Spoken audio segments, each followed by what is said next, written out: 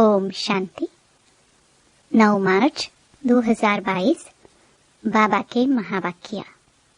मीठे बच्चे, इस पुरानी देह का भान भूलो, इससे ममत्व मिटाओ तो तुम्हें फर्स्ट क्लास शरीर मिल जाएगा। यह शरीर तो खत्म हुआ ही पड़ा है। प्रश्न, इस ड्रामा का अटल नियम कौन सा है जिसे मनुष्य नहीं जानते हैं? उत्तर, जब ज्ञान है तो भक्ति नहीं, और जब भक्ति है तो ज्ञान नहीं। जब पावन दुनिया है तो कोई भी पतित नहीं, और जब पतित दुनिया है तो कोई भी पावन नहीं। यह है ड्रामा का अटल नियम जिसको मनुष्य नहीं जानते हैं। प्रश्न, सच्ची काशी कलवट खाना किसे कहेंगे? उत्तर, अंत में किसी की भी याद न आए, एक बाप की ही याद रहे। यह है सच्ची काशी कलवट खाना। काशी कलवट खाना अर्थात पास विद ऑनर हो जाना, जिसमें जरा भी सजा न खानी पड़े। गीत दर पर आए हैं कसम लेके। ओम शांति। बाप बच्चों को समझाते हैं क्योंकि बच्चों ने बाप को अपना बनाया है, और बाप ने बच्चों को अपना बनाया है क्योंकि दुख धाम से छुड़ाए शांति धाम और सुख धाम में ले जाना है। अभी तुम सुख धाम में जाने के लिए लायक बन रहे हो। पतित मनुष्य कोई पावन दुनिया में नहीं जा सकते। कायदा ही नहीं है। यह कायदा भी तुम बच्चे ही जानते हो। मनुष्य तो इस समय पतित विकारी हैं। जैसे तुम पतित थे, अब तुम सब आदतें मिटाए सर्वगुण संपन्न देवी देवता बन रहे हो। गीत में कहा, हम जीते जी मरने अथवा आपका बनने आए हैं। फिर आप जो हमको मत देंगे, क्योंकि आपकी मत तो सर्वोत्तम है, और जो भी अनेक मतें हैं वह सब हैं आसुरी। इतना समय तो हमको भी पता नहीं था कि हम कोई आसुरी मत पर चल रहे हैं। न दुनिया वाले समझते हैं कि हम ईश्वरीय मत पर नहीं चल रहे हैं, रावण मत पर है। बाबा कहते हैं, बच्चे, आधा कल्प से तुम रावण मत पर चलते आए हो। वह है भक्ति मार्ग रावण राज्य। कहते हैं, राम राज्य ज्ञान कांड, रावण राज्य भक्ति कांड। तो ज्ञान, भक्ति और वैराग्य। किससे वैराग्य? भक्ति से और पुरानी दुनिया से वैराग्य। ज्ञान दिन, भक्ति रात, रात के बाद दिन आता है। वैराग्य है भक्ति से और पुरानी दुनिया से। यह है बेहद का राइटियस वैराग्य। सन्यासियों का वैराग्य अलग है। वह सिर्फ घर बार से वैराग्य करते हैं। वह भी ड्रामा में नूंद है। हद का वैराग्य अथवा प्रवृत्ति का सन्यास। बाप समझाते हैं, तुम बेहद का सन्यास कैसे करो? तुम आत्मा हो। भक्ति में न आत्मा का ज्ञान न परमात्मा का ज्ञान रहता है। हम आत्मा क्या हैं, कहाँ से आए हैं, क्या पाठ बजाना है, कुछ भी नहीं जानते। सतयुग में सिर्फ आत्मा का ज्ञान है। हम आत्मा एक शरीर छोड़ दूसरा लेते हैं। परमात्मा के ज्ञान की वहाँ दरकार नहीं, इसलिए परमात्मा को याद नहीं करते। यह ड्रामा ऐसा बना हुआ है। बाप है नॉलेजफुल। सृष्टि चक्र के आदि मध्य अंत का नॉलेज बाप के पास ही है। बाप ने तुमको आत्मा परमात्मा का ज्ञान दिया है। तुम कोई से भी पूछो आत्मा का रूप क्या है, कहेंगे वह ज्योति स्वरूप है, परंतु वह चीज क्या है कुछ भी नहीं जानते। तुम अब जानते हो आत्मा बिल्कुल छोटी बिंदी स्टार है। बाबा भी स्टार मिसल है, परंतु उनकी महिमा बहुत है। अब बाप सम्मुख बैठ समझाते हैं कि तुम मुक्ति, जीवन मुक्ति कैसे पा सकते हो। श्रीमत पर चलने से तुम ऊंच पद पा सकते हो। लोग दान पुण्य यज्ञ आदि करते हैं, समझते हैं भगवान रहम करके हमको यहाँ से ले जाएंगे। पता नहीं किसी न किसी रूप में मिल जाएगा।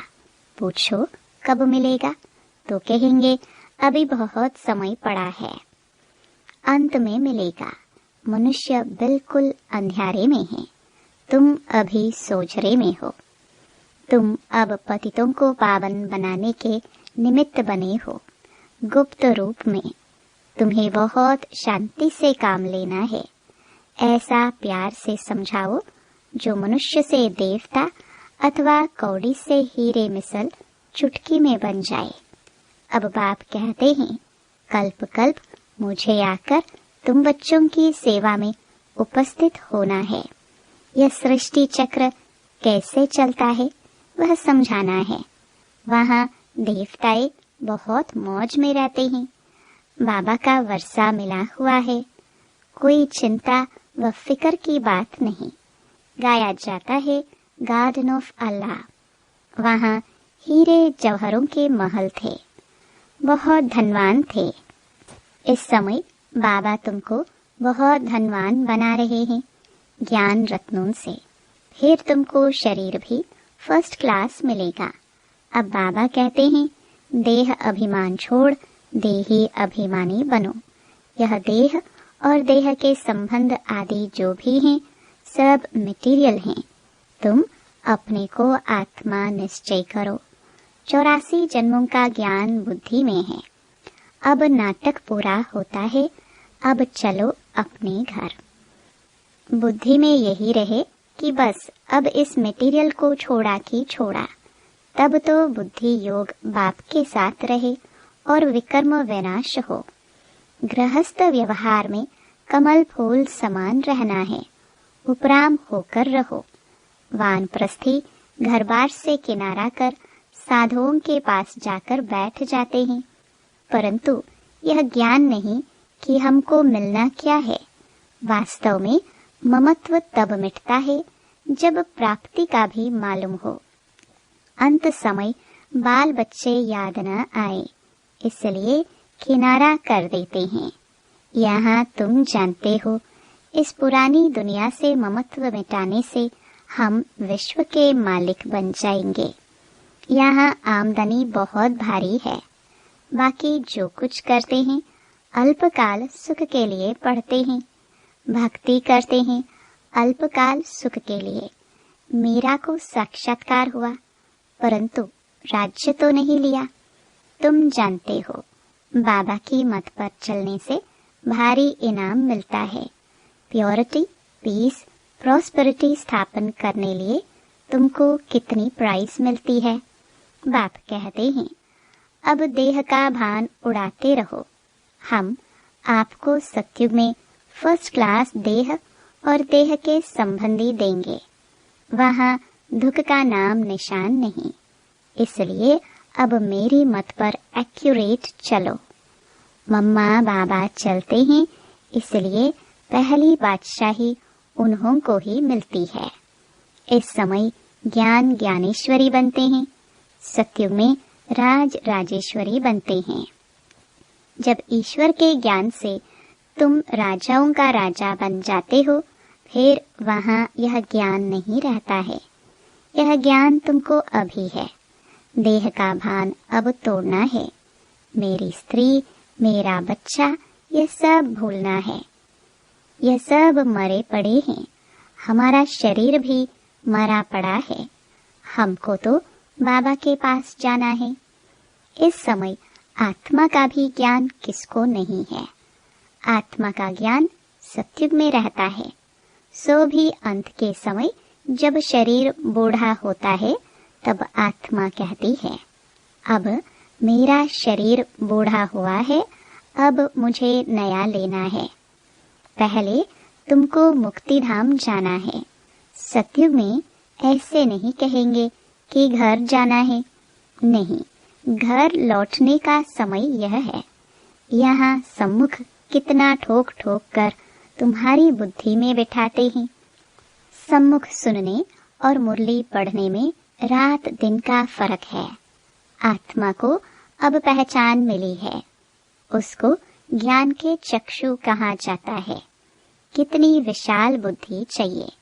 छोटी स्टार मिसल आत्मा में कितना पाठ भरा हुआ है। अब बाबा के पिछाड़ी हम भी भागेंगे। शरीर तो सबके खत्म होने हैं। वर्ल्ड की हिस्ट्री ज्योग्राफी को फिर रिपीट होना है। घर बार को छोड़ना नहीं है। सिर्फ ममत्व मिटाना है और पवित्र बनना है। किसको भी दुख नहीं दो। पहले ज्ञान का मंथन करो, फिर सबको प्रेम से ज्ञान सुनाओ। शिव बाबा तो विचार सागर मंथन नहीं करते। यह करते हैं बच्चों के लिए। फिर भी ऐसे समझो कि शिव बाबा समझाते हैं। इनको यह नहीं रहता है कि मैं सुनाता हूँ। शिव बाबा सुनाते हैं। इसे निरहंकारीपना कहा जाता है। याद एक शिव बाबा को करना है। बाप जो विचार सागर मंथन करते हैं वह सुनाते हैं। अभी बच्चे भी फॉलो करें। जितना हो सके अपने साथ बातें करते रहो। रात्रि को जागकर भी ख्याल करना चाहिए। सोए हुए नहीं, उठकर बैठना चाहिए। हम आत्मा कितनी छोटी बिंदी हैं। बाबा ने कितना ज्ञान समझाया है। कमाल है सुख देने वाले बाप की। बाप कहते हैं नींद को जीतने वाले बच्चे और सभी देह सहित देह के मित्र संबंधियों आदि को भूलना है। यह सब कुछ खत्म होना है। हमको बाबा से ही वर्षा लेना है और सबसे ममत्व मिटाकर गृहस्थ व्यवहार में रहते पवित्र रहना है। शरीर छूटे तो कोई भी आसक्ति न रहे। अब सच्चा सच्चा काशी कलवट भी खाना है। खुद काशीनाथ शिव बाबा कहते हैं हम तुम सब को लेने आए हैं। काशी कलवट अब खाना ही पड़ेगा। नेचुरल कैलामिटीज भी अभी आने वाली हैं। उस समय तुमको भी याद में रहना है। वह भी याद में रह कुएं में कूदते थे, परंतु कुएं में कूदने से कुछ होता नहीं है। यहाँ तो तुमको ऐसा बनना है जो सजा न खानी पड़े, नहीं तो इतना पद पा नहीं सकेंगे। बाबा की याद से ही विकर्म विनाश होते हैं। साथ साथ यह ज्ञान है कि हम फिर 84 का चक्कर लगाएंगे। इस नॉलेज को धारण करने से हम चक्रवर्ती राजा बनेंगे। कोई भी विकर्म नहीं करना है। कुछ भी पूछना हो तो बाबा से राय पूछ सकते हो। सर्जन तो मैं एक ही हूँ ना। चाहे सम्मुख पूछो चाहे चिट्ठी में पूछो, बाबा रास्ता बताएंगे। बाबा कितना छोटा स्टार है और महिमा कितनी भारी है। कर्तव्य किया है तभी तो महिमा गाते हैं। ईश्वर ही सबके सद्गति दाता है। इनको भी ज्ञान देने वाला वह परमपिता परमात्मा ज्ञान का सागर है। बाबा कहते हैं बच्चे एक बाबा को याद करो और अति मीठा बनना है। शिव बाबा कितना मीठा है। प्यार से सबको समझाते रहते हैं। बाबा प्यार का सागर है तो जरूर प्यार ही करेंगे। बाप कहते हैं मीठे मीठे बच्चे किसको भी मनसा वाचा कर्मणा दुख नहीं दो। भल तुमसे किसकी दुश्मनी हो तो भी तुम्हारी बुद्धि में दुख देने का ख्याल न आए। सबको सुख की ही बात बतानी है। अंदर किसके लिए बुखार नहीं रखना है। देखो वह शंकराचार्य आदि को कितने बड़े बड़े चांदी के सिंहासन पर बिठाते हैं। यहाँ शिव बाबा जो तुमको कौड़ी से हीरे जैसा बनाते हैं, उनका तो हीरों का सिंहासन होना चाहिए। परंतु शिव बाबा कहते हैं मैं पतित शरीर और पतित दुनिया में आता हूँ। देखो, बाबा ने कुर्सी कैसी ली है। अपने रहने लिए भी कुछ मांगता नहीं, जहाँ भी रहा लो। गाते भी है, गोदरी में करतार देखा, भगवान आकर पुरानी गोदरी में बैठे हैं। अब बाप गोल्डनेस्ट विश्व का मालिक बनाने आया है। कहते हैं, मुझे इस पतित दुनिया में 3 पैर पृथ्वी के भी नहीं मिलते। विश्व का मालिक भी तुम ही बनते हो। मेरा ड्रामा में पाठ ही यह है। भक्ति मार्ग में भी मुझे सुख देना है। माया बहुत दुखी बनाती है। बाप दुख से लिबरेट कर शांति धाम और सुख धाम में ले जाते हैं। इस खेल को ही कोई नहीं जानते। इस समय एक है भक्ति का पंप, दूसरा है माया का पंप। साइंस से देखो क्या क्या बना दिया है। मनुष्य समझते हैं हम स्वर्ग में बैठे हैं। बाप कहते हैं यह साइंस का पंप है। यह सब गए कि गए। यह इतने सब बड़े बड़े मकान आदि सब गिरेंगे। फिर यह साइंस सतयुग में तुमको सुख के काम में आएगी। इस साइंस से ही विनाश होगा। फिर इसी से ही बहुत सुख भोगेंगे। यह खेल है। तुम बच्चों को बहुत बहुत मीठा बनना है। मम्मा बाबा कभी किसको दुख नहीं देते हैं, समझाते रहते हैं। बच्चे कभी आपस में लड़ो झगड़ो नहीं। कहाँ भी माता पिता की पथ इज्जत नहीं गवाना है। इस मटेरियल जिस्मानी देह से ममत्व मिटाओ। एक बाबा को याद करो। सब कुछ खत्म होने की चीज है। अब हमको वापस जाना है। बाबा को सर्विस में मदद करनी है। सच्चे सच्चे सैल्वेशन आर्मी तुम हो। खुदाई खिदमतगार। विश्व का बेड़ा जो डूबा हुआ है उनको तुम पार कर सकते हो। तुम जानते हो यह चक्र कैसे फिरता है।